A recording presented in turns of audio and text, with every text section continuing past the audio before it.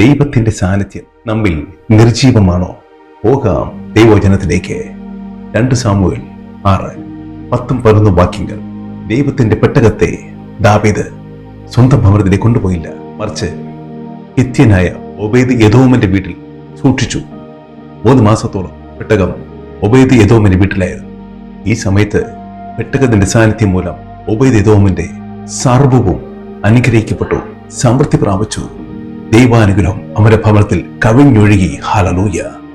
എന്നാൽ ഈ പെട്ടകം ഒബേദ് എദോമിന്റെ വീട്ടിൽ വരുന്നതിന് മുമ്പ് 20 വർഷത്തോളം അബിനാദാബിന്റെ വീട്ടിലായിരുന്നു.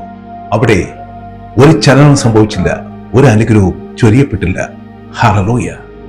ഇവിടെ ദൈവത്തിന്റെ സാന്നിധ്യമാകുന്ന പെട്ടകം അബിനാദാബിന്റെ വീട്ടിൽ 20 വർഷത്തോളം ഉണ്ടായിരുന്നു. അവൻ അനുഗ്രഹിക്കപ്പെട്ടില്ല.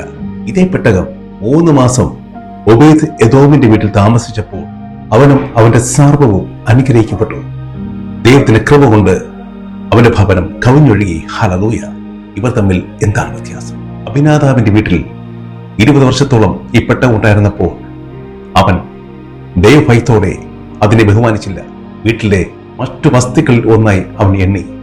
എന്നാൽ ഒബേദ് എദോം ദൈവഭയത്തോടെയും ബഹുമാനത്തോടെയും രാജാവിനെ പോലെ പെട്ടകത്തെ സ്വീകരിച്ചു. ദൈവഭയത്തോടെ അതിനെ സേവിച്ചു, ആരാധിച്ചു. അവനും അവന്റെ സർവ്വവും അനുഗ്രഹിക്കപ്പെട്ടു. ഹല്ലേലൂയ. പ്രിയ സഹോദരീസഹോദരന്മാരെ, നമ്മുടെ ഹൃദയങ്ങളിൽ കർത്താവ് വസിക്കുന്നു.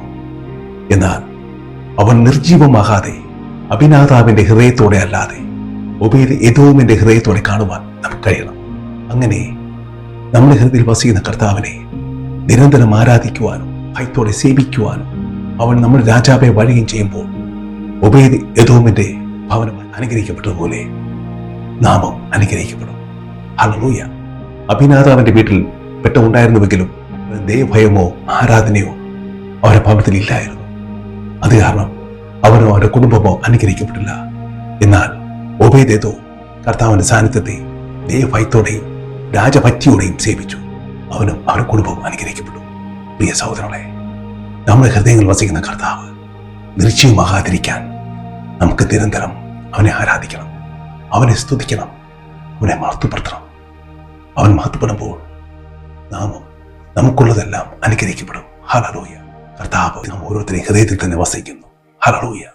ആകയാൽ നമുക്ക് ഉണർന്നെന്ന് പ്രാർത്ഥിക്കാം. ഹല്ലേലൂയ.